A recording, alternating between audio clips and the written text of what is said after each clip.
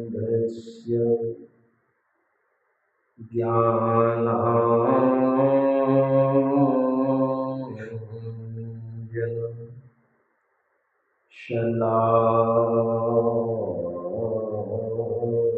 ज्ञानाञ्जनशलाकया चक्षुरुन्मिलितं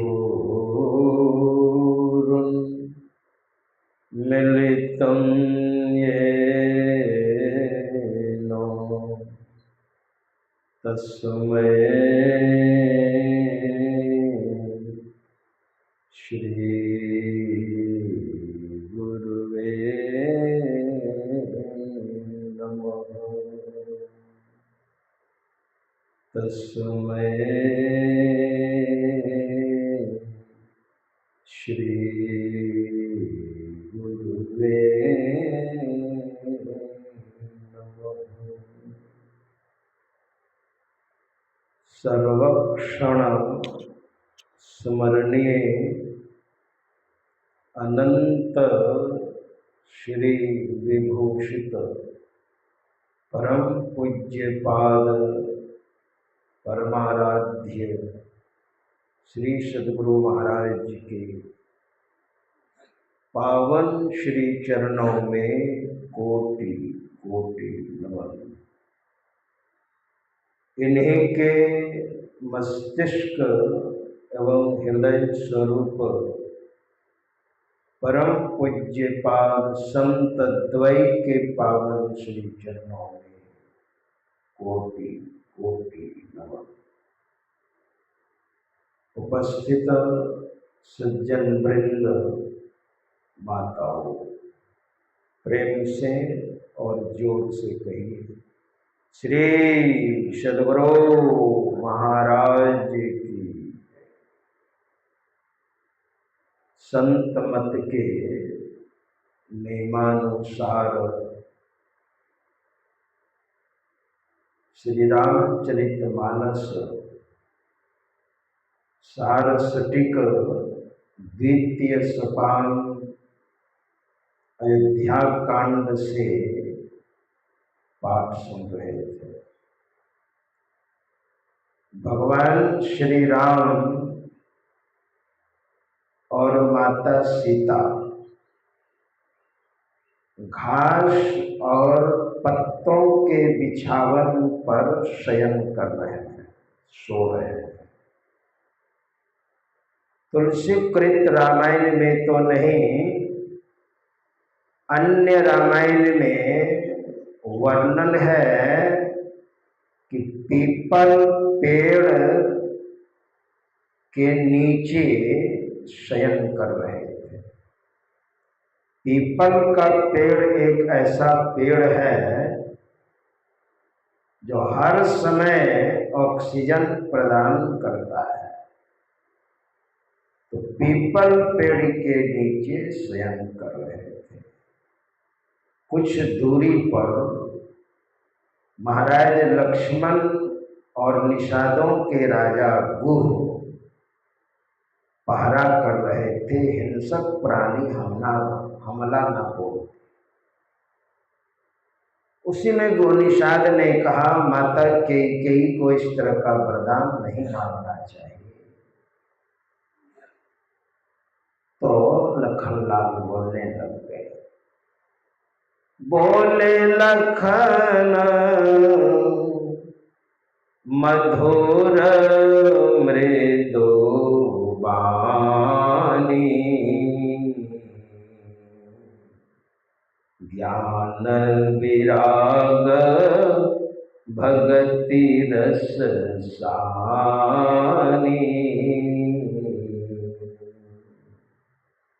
महाराज लक्ष्मण शेषावतार थे।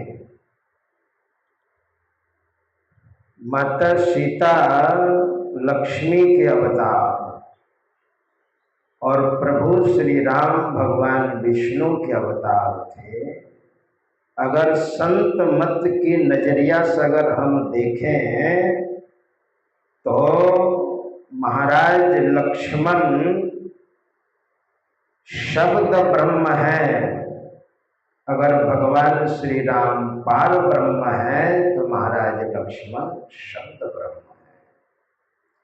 जो शब्द ब्रह्म में निष्णात हो जाते हैं, परिपक्व हो जाते हैं, दक्ष हो जाते हैं, चतुर हो जाते हैं, पारंगत हो जाते हैं, परिपक्व हो जाते हैं, प्रियंश हो जाते हैं, तो पार ब्रह्म को वो प्राप्त करते हैं। महाराज लक्ष्मण कहते हैं सबको अपने ही कर्म का फल भोगना होता है महाराज। कोई किसी को सुख और कोई किसी को दुख नहीं देता है। तो आप कहेंगे मैं तो देख रहा हूं दुनिया में इन्होंने मुझे गालियां दी, इन्होंने मुझे परेशान किया, इसने मुझे तंग किया।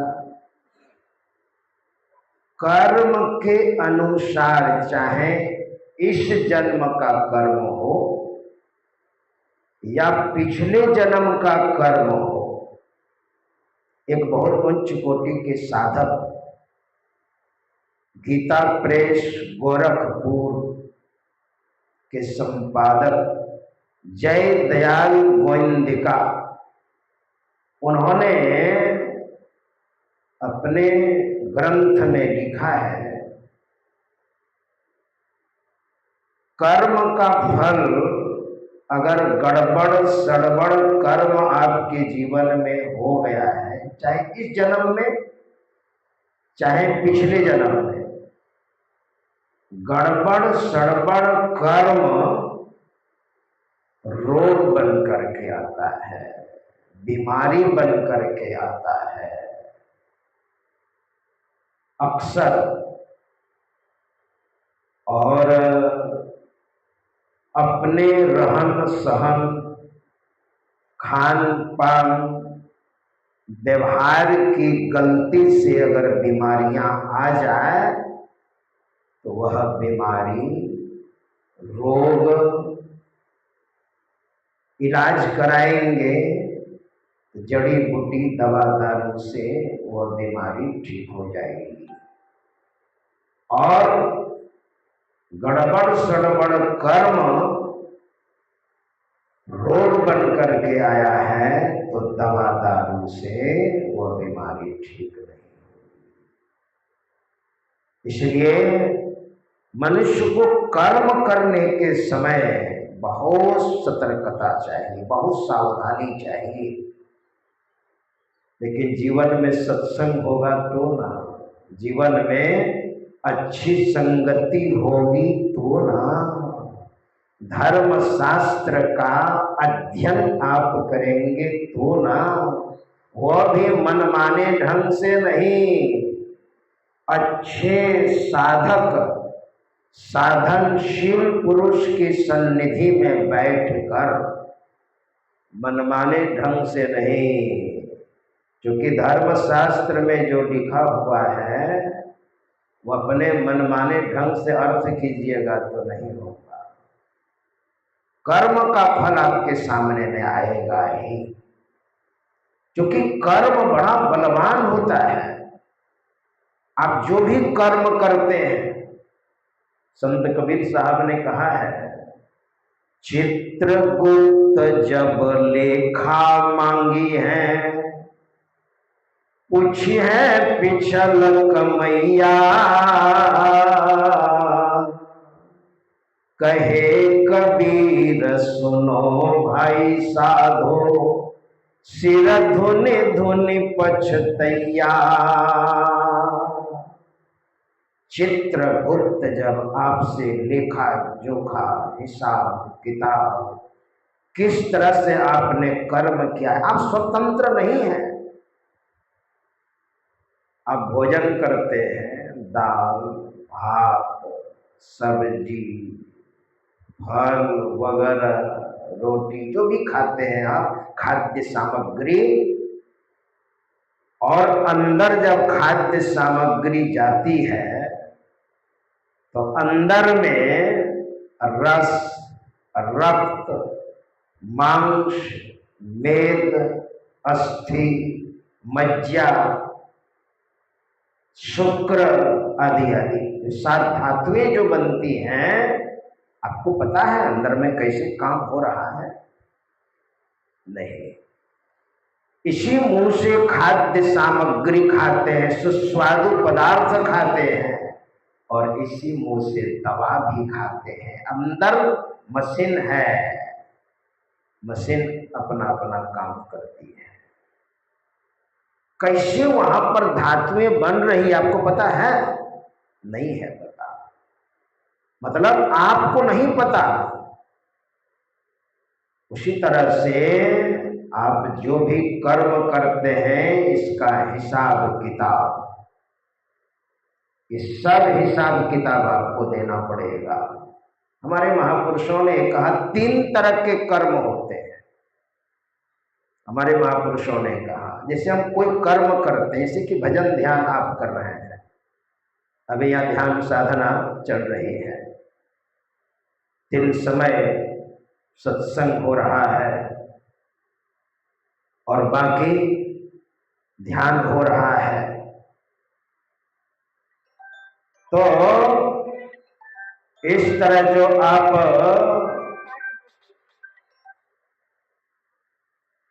कर्म कर रहे हैं, ये आध्यात्मिक कर्म आपको शांति पहुंचाएगा, और ये आपके खाते में सब सेविंग खाता में जमा हो रहा है ना?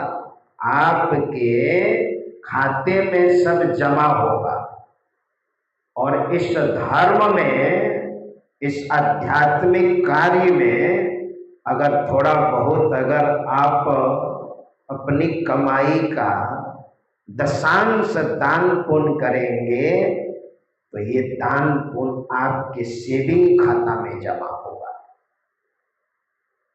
इसलिए शुभ कर्म कौन सा है, कौन सा अशुभ कर्म है, कैसे पता चलेगा? तो इसी के लिए सत्संग आप करें। विधि निषेधमय कलिमल हरनी, कर्म कथार विनंदिनी बरनी। तुलसी बाबा ने रामायण में ऐसे नहीं लिखा। तुलसी बाबा ने अपने जीवन में बड़ी कड़ी साधना की। विंध्याचल पर्वत की गुफा में उन्होंने साधना की, और 15 वर्षों तक संस्कृत का उन्होंने अध्ययन कर, ग्रंथों का, वेद, उपनिषद, पुराण, शास्त्र का, और तब उन्होंने निचोड़, शास्त्रों का जो निचोड़ है, जो सार है, जैसे दूध का सार होता है क्रीम, उसी तरह शास्त्रों का जो निचोड़ है अपने ग्रंथों में समावेश किया है। वही तुलसी बाबा कहते हैं विधि निषेध। मनुष्य का कर्तव्य कर्म क्या है, कौन सा कर्म करना चाहिए, कौन सा नहीं करना चाहिए, निषेध, विधि निषेध। तुलसी बाबा कहते हैं पहले सत्संग आप कीजिए, सत्संग रूपी कर्म कीजिए।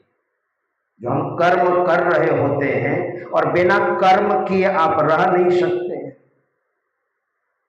आप कुछ नहीं कीजिएगा, बैठे बैठे रहिएगा, तो मन से कर्म कीजिएगा। किसी को गाली दीजिएगा, है ना? अगर धर्म शास्त्र का ज्ञान नहीं है, साधु संग में नहीं बैठते हैं, अच्छी संगति नहीं है, तो बैठे बैठे गाली दीजिएगा, दूसरे की आलोचना कीजिएगा, दूसरे की निंदा कीजिएगा, तो ये आपका कर्म हो रहा है, गड़बड़ सड़बड़ कर्म हो रहा है। और ये सारा कर्म आपके जीवन रूपी सेविंग खाता में फिक्स होगा, जमा होगा, और फिर वो आएगा सामने में, आपका किया हुआ ही कर्म, वही लखनलाल कहते हैं, काहू न को सुख दुख करदाता, निज कृत कर्म भोग सुनो भ्राता। और अपने जीवन में आप शुभ शुभ कर्म कर रहे हैं। शुभ शुभ का मतलब धर्मशास्त्र में आया है, अष्टादश पुराणेषु व्यासस्य वचनद्वयम् परोपकाराय पुण्याय पापाय परपीडनम्। भगवान वेदव्यास जो भगवान विष्णु के अवतार थे, 24 अवतार में एक अवतार भगवान विष्णु का, भगवान वेदव्यास का अवतार है। वो कहते हैं 18 पुराण के 2 ही वचन सार है मुख्य रूप से, परोपकाराय पुण्याय। आप इसको समझ लीजिए बढ़िया से, परोपकार करना है आपको, येन केन प्रकारेण, किसी भी तरह से। परोपकार का मतलब आपके कृत्य से, आपके कर्म से, आपके व्यवहार से दूसरे को दुख ना हो, दूसरे को दुख ना हो, यह है परोपकार कर्म। हाँ, बहुत बार ऐसा होता है, आपका बेटा बीमार है, आप डॉक्टर साहब के पास जाते हैं और डॉक्टर साहब को आप दिखाते हैं, डॉक्टर साहब मेरा बेटा बीमार है। डॉक्टर साहब देखते हैं, डॉक्टर साहब ने देखा, अरे इस बच्चे को तो बनतोड़ हो गया है, बनतोड़ समझते हैं ना, बनतोड़ हो गया है और उसी के वजह से बच्चे को बुखार आ गया है, इसका ऑपरेशन करना पड़ेगा, ऑपरेशन कर दीजिएगा, बच्चा स्वस्थ हो जाएगा, बुखार नहीं लगेगा, है ना। तो माता पिता क्या करते हैं, क्या कहते हैं, डॉक्टर साहब ऑपरेशन कर दीजिए आप, है ना, ऑपरेशन आप कहते हैं डॉक्टर साहब कर दीजिए।